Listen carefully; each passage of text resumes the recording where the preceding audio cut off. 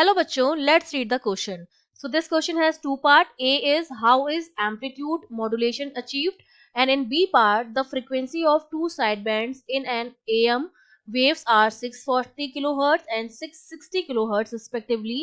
Find the frequencies of carrier and modulating signal.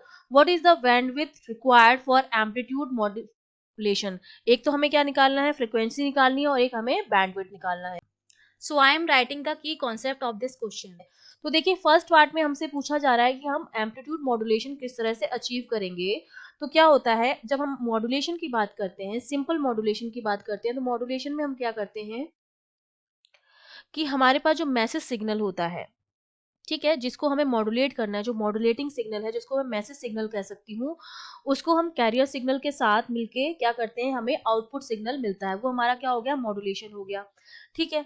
तो और modulation में हम बेसिकली क्या करते हैं, इसमें सिग्नल को हम किसी भी बैंड पास फ्रीक्वेंसी रेंज तक क्या कर सकते हैं, सेंड कर सकते हैं. बेसिकली मॉड्यूलेशन हो गया ये हमारे पास. लेकिन इसमें हमसे क्या पूछा जा रहा है, इसमें हमसे पूछा जा रहा है एम्पलीट्यूड मॉड्यूलेशन. तो इसमें हम क्या करते हैं, हमारे पास जो मॉड्यूलेटिंग सिग्नल है, ये सपोज मॉड्यूलेटिंग, ये मॉड्यूलेशन यहाँ पर आप लिख देंगे. मॉड्यूलेशन में क्या करते हैं, हमारे पास जो मैसेज सिग्नल होता है, मैसेज सिग्नल, इसके साथ हम ऐड करते हैं कैरियर सिग्नल को, कैरियर सिग्नल, जिससे हमें यहाँ क्या मिल जाता है, मॉड्यूलेटेड सिग्नल मिल जाता है, modulated signal.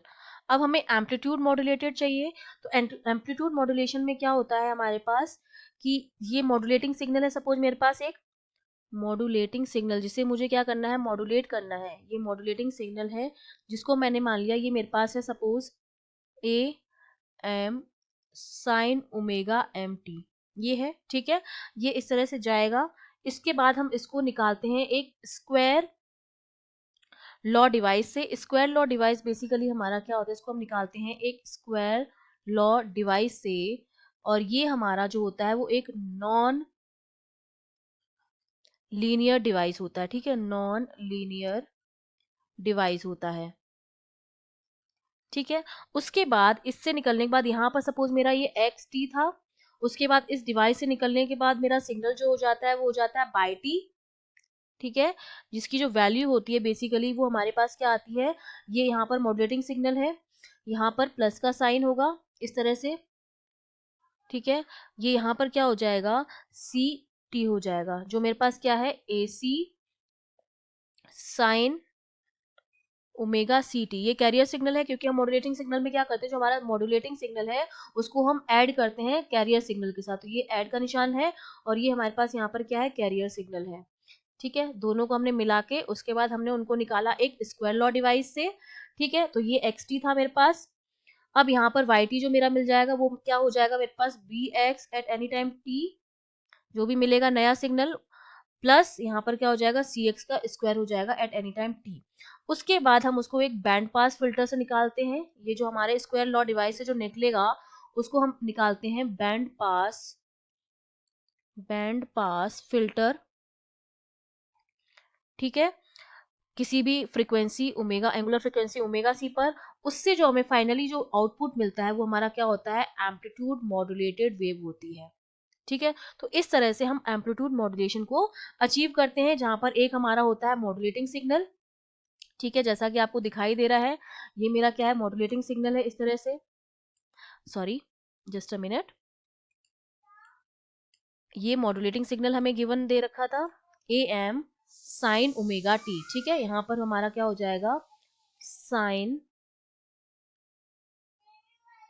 Omega M T. उसके बाद इसको हमने किसके साथ ऐड किया, कैरियर सिग्नल के साथ, ए सी साइन ओमेगा टी. उसके बाद हमने उसको निकाला स्क्वायर लॉ डिवाइस से जिससे हमें इनपुट मिला वाई टी. और उस आउटपुट को हमने वापस बैंड पास फिल्टर से निकाला, उससे जो हमें आउटपुट मिलेगा वो हमारा क्या होगा, ए एम वेव होगा, एम्पलीट्यूड मॉड्यूलेटेड वेव होगा. ठीक है, अब हमारे पास सेकेंड पार्ट में हमसे क्या कह रखा है, सेकेंड पार्ट में हमसे कह रखा है हमें फ्रीक्वेंसी जो है वो गिवन है किसी भी एम वेव की 640 एंड 660, हमें निकालनी है फ्रीक्वेंसी कैरियर और मॉड्यूलेटिंग सिग्नल की. तो हम जानते हैं कि मुझे क्या दे रखा है, बी पार्ट में एक तो गिवन है कैरियर प्लस मॉड्यूलेटेड की.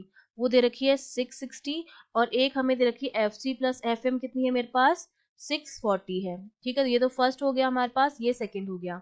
क्योंकि एम्पलीट्यूड मॉड्यूलेटेड जो वेव होगी उसमें कैरियर का भी कुछ पार्ट होगा और मॉड्यूलेटिंग का भी कुछ पार्ट होगा। टोटल हमें दे रखी है 660 और एक दे रखी है हमको 640। ठीक है, अगर मैं उन दोनों को ऐड कर दूं, सपोज अगर मैं इन दोनों इक्वेशन को ऐड कर दूं, तो मेरे पास क्या बचेगा, 2FC जो हो जाएगा मेरे पास वो आ जाएगा 1300 के बराबर। ठीक है, और FC जो मेरे पास आ जाएगा वो आ जाएगा 1300/2, ये हो जाएगा 650 किलो हर्ट्ज। इसको ऐड नहीं किया हमने, सब्ट्रैक्ट किया है। सब्ट्रैक्ट करने पर एक वैल्यू जो हो जाएगी, ऐड करने पर एक है हमारे पास, यहाँ पर जो वैल्यू आती है हमारे पास वो आ जाएगी FC प्लस एम और एक हो जाएगी FC माइनस एम। ठीक है, अब ऐड करने पर FC की वैल्यू निकाल ली है। अब FC की वैल्यू मैं किसी भी एक वैल्यू में पुट कर दूं, किसी भी एक उसमें, जैसे सपोज मैंने इसमें पुट की है सेकंड इक्वेशन में वैल्यू FC की, तो ये हो जाएगा 650 minus FM that is equals to 640 हो जाएगा मेरे पास। तो यहाँ से अगर मैं इसको कैलकुलेट करूंगी तो मेरे पास FM की जो वैल्यू आ जाएगी, ये FM अगर उस तरफ लेके जाएंगे तो ये मेरे पास हो जाएगा 10 किलो हर्ट्ज, 650 माइनस 640 ये हो जाएगा मेरे पास 10 किलो हर्ट्ज के बराबर। ये मेरे पास मॉड्यूलेटिंग की भी फ्रीक्वेंसी आ गई है और मेरे पास कैरियर की भी फ्रीक्वेंसी आ गई है, दोनों की फ्रीक्वेंसी निकालनी है। इसके अलावा हमें बैंडविड्थ भी निकालनी थी। तो हम जानते हैं कि जो बैंडविड्थ होती है, bandwidth that is the twice of frequency of modulating wave. तो ये हमारे पास कितनी हो जाएगी, 2 × 10, तो ये मेरे पास आ जाएगी 20 किलो हर्ट्ज। तो ये मेरे पास बैंडविड्थ भी आ गई है। I hope you understood well, all the best.